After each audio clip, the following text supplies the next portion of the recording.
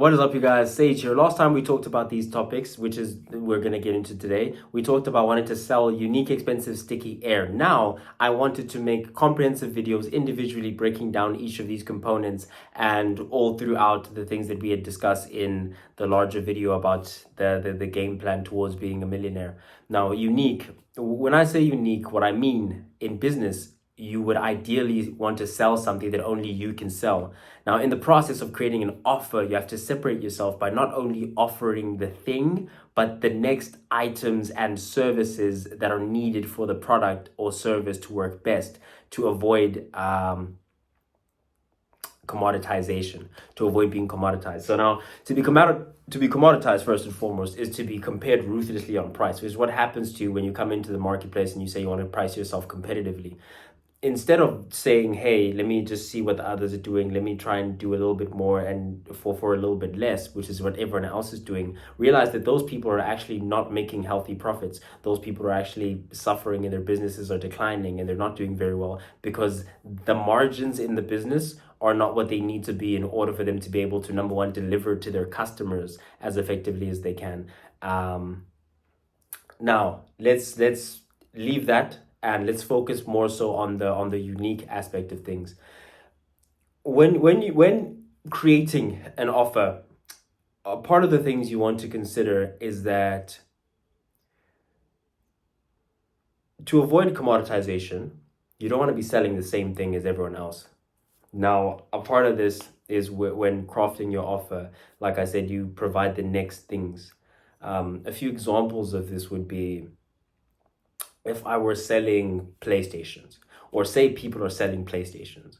Now, instead of just selling, okay, now they're just selling the PlayStation, but you come and you say, okay, I'm selling the PlayStation, we'll come through and we'll connect it for you. We'll provide you with Wi-Fi to set up everything and the emails and everything, and we'll provide you.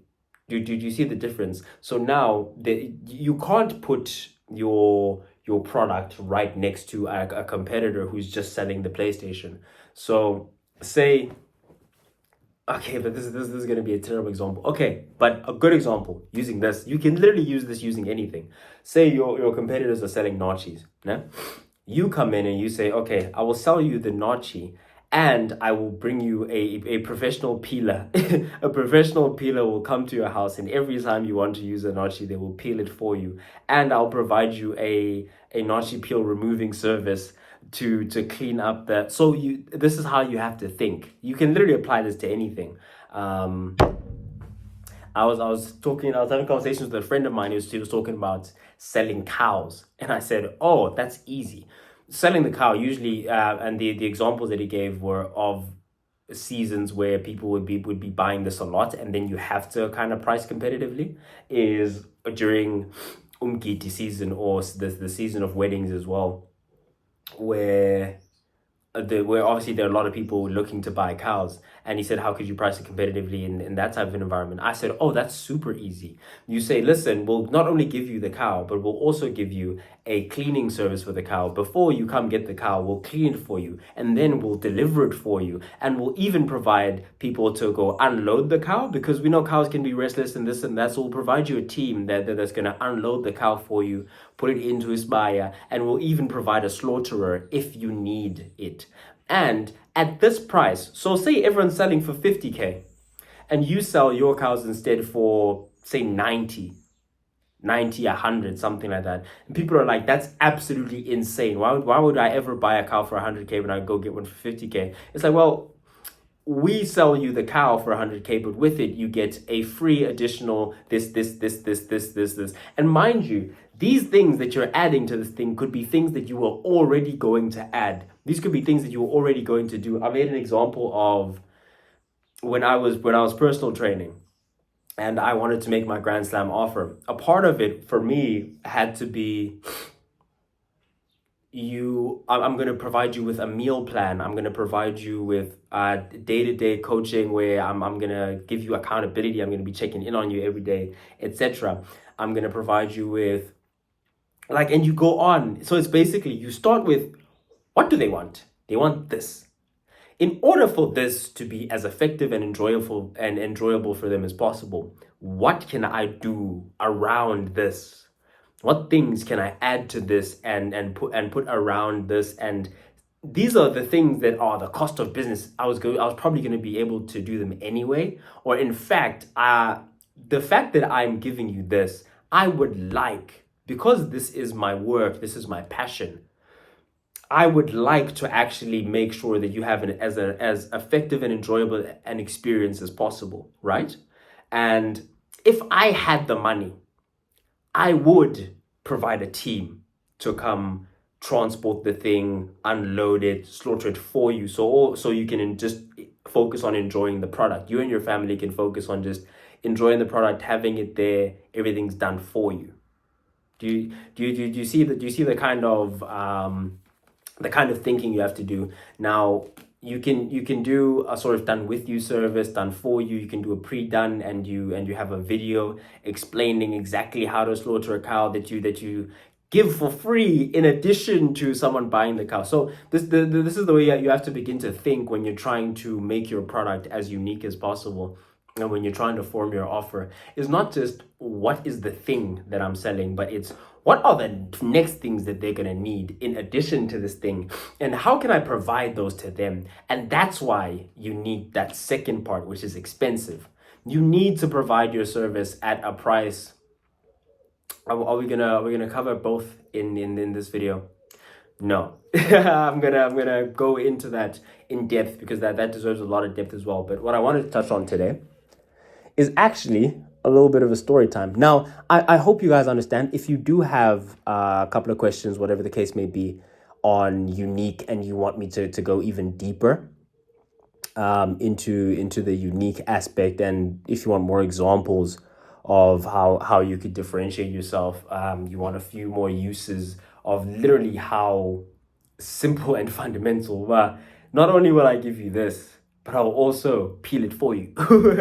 And I'll clean up after you. So literally, you're paying me, but instead of buying it for 5 right now, you're buying it for 10. You know?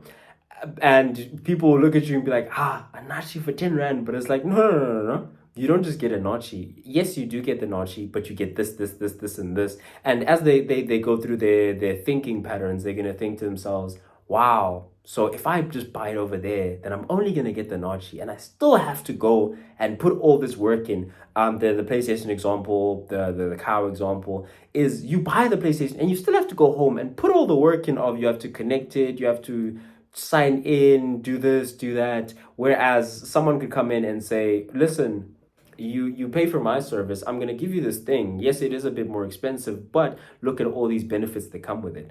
I'm also going to come through, I'm going to do, it's going to be done for you.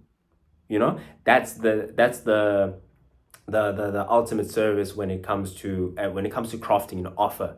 That is one of the pivotal and fundamental things to crafting a grand slam offer, like an offer that's so good people feel stupid saying no, is by approaching it with the I'm going to cover all the bases that come with this thing, so that you have nothing left to consider except enjoying the thing, because everything else will be done for you. And I wanted to add to that, because people never, ever want to feel like they're paying too much. They seldom want to feel like they're getting what they pay for, and they love to feel that they're getting a bargain or a steal. And when you give them the thing and all this other stuff in addition to the thing, then they feel like they're getting a steal, and that's what you want for them. And it should be a steal. You should be trying to provide maximum value to your customer. I'll keep it short. Enjoy the rest of the video. Okay, I hope I was able to be as clear and concise as I wanted to be. Now, for history's sake, I wanted to give you guys a little bit of a life story of the birth of the entrepreneur in me. So, yeah, let's start with school. Let's start with primary school, right? Obviously, in primary school, there's entrepreneurship day, and you come through, and there's the, you get to sell sweets and chips to the other kids, and it's always cool. There's a grade what entrepreneurship day, and then there are the different grades and stuff like that. And that was always something very enjoyable for me. And I remember that I made bank this one time, bro. I think I was selling chips or something, bro. But I wasn't even thinking, like, now, obviously in retrospect, I'm like, But did I just make back? I don't think I made back what I swear I made profits. Because I remember that them things were actually sold got my friend for like 5 bob maybe. And I was selling them for 1 rand. You know what I'm saying? So I'm making 100% profit, baba. On every packet, on every packet of chips. I'm making 100% profit. But yeah, that was kind of. But let's say we don't count that because that's not kind of a. Yes, it is deliberate in what I do and how I apply myself, but it wasn't really deliberate in I'm gonna go out of my way. I the first time that I can remember, and I may be wrong, there may be another instance, but there was this guy, high school. There's this guy. He sold muffins. Not going to tell you what kind of muffins, but he sold muffins. And he was pushing the muffins, I think, at, was it 5 rand a pop? He was pushing them at 5 rand a pop.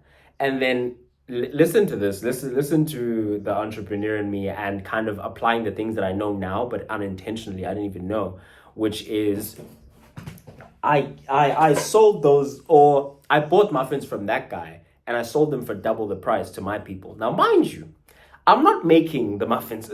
I have nothing invested in the raw material. I don't spend any time actually baking the goods, and packaging, deliver, etc. That okay, I'm the courier guy. That's all I am. I'm just the middleman, right? I know someone who has this thing, and I know someone who wants this thing, and I'm gonna be that. Amazon, Bob. So it is literally there that I believe I'd started or the idea dawned on me that you can make money out of thin air. Just literally not doing anything except for I know this guy, I'm gonna connect you to that guy. Because sometimes I wasn't even the one doing the delivering. Sometimes the person who made the goods was doing the delivering, right? And mine was just to source leads and give them off to this guy. And we're literally, I think we're making the same profits if I'm not technically making more because I have no expenses, except for maybe the time it takes for me to like deliver it and go from this place to that place. And this occurs again later on when I'm selling supplements. And this was in grade 11, 12, I think. Grade 10, 10, not really 10, but mostly in grade 11 and 12. I'm pushing supplements, bro. I'm in the supplement industry. And guess where I was? I was there in the middle where the money was, but I just follow the money. You see where the money is coming from, where it needs to go to, and wherever there's a disconnect, And that's the first time where like I just saw a gap in the market. I was like, ah man, there's money to be made there and there's no one doing it. These people want this thing, that person has this thing. They don't know, they don't know each other. Let me just so in that instance, say now, but now I'm making maybe 10x what I was making. And this is not much, this is 50 rand, but I'm making 10x. So it's all the mentality. Now I'm making 10x what I made doing the exact same thing, if not even less. If not even less walking. Because I literally, the guy who actually buys the stuff in bulk and he has his own customers, and that's why he can sell cheaper to me, for an example, or to his distributors wherever.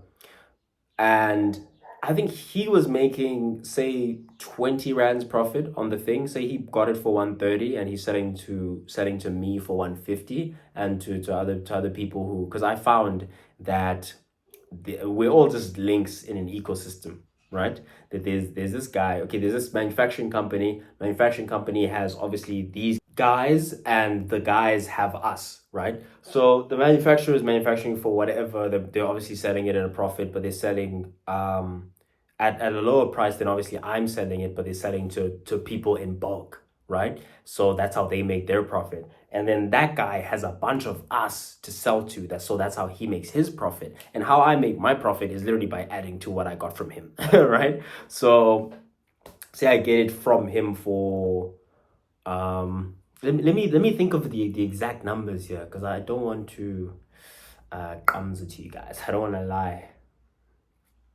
What was I getting it for, bro? 120? Something like that, too.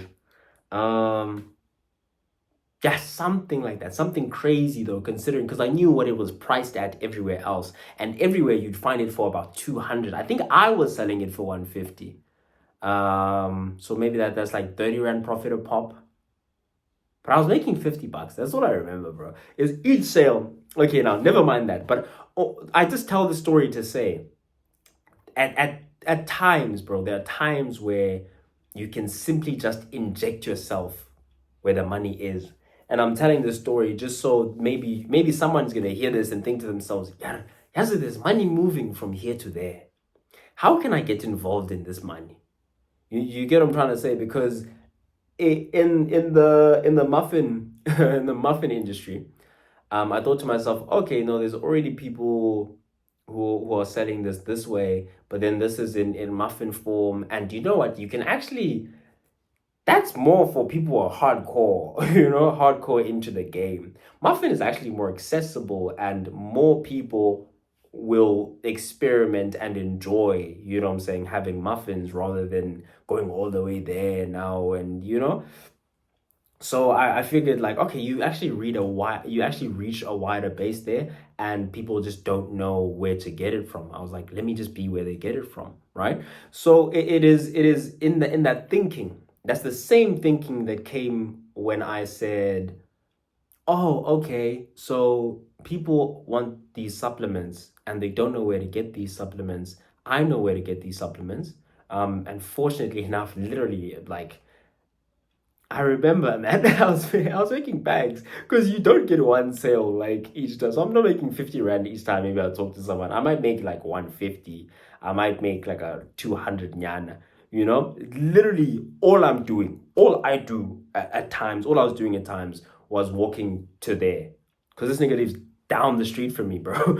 So I walk down the street, I come back, and someone comes to pick it up from my house. Most of the time, it would literally be that, or I would meet them at the gym if I was at the gym, or I would meet them at school, or whatever the case is. So I was literally getting paid to walk down the street and come back.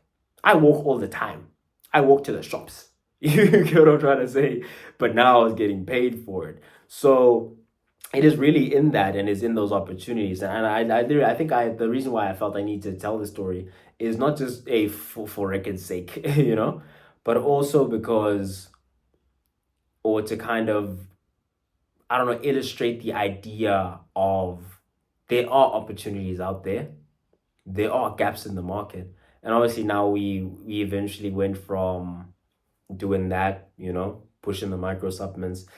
And I actually stopped doing that as soon as I started doing the personal training, just for reputation's sake. I was like, I want to have equity in that company, bro. Why am I gonna? And I don't have an affiliate deal. I'm not getting percentages off. And I did it. You know what I'm saying? Like I just wanted to focus in on doing this the right way. And to be honest, as I'm transitioning into this, I'm actually discovering the love for business as a whole. And that's when I kind of getting I'm starting to get these ideas of, hey, like, what's this? What's that? Let me actually learn about this thing. Let me dig deeper into this thing, which eventually leads us to leave that industry, begin coaching.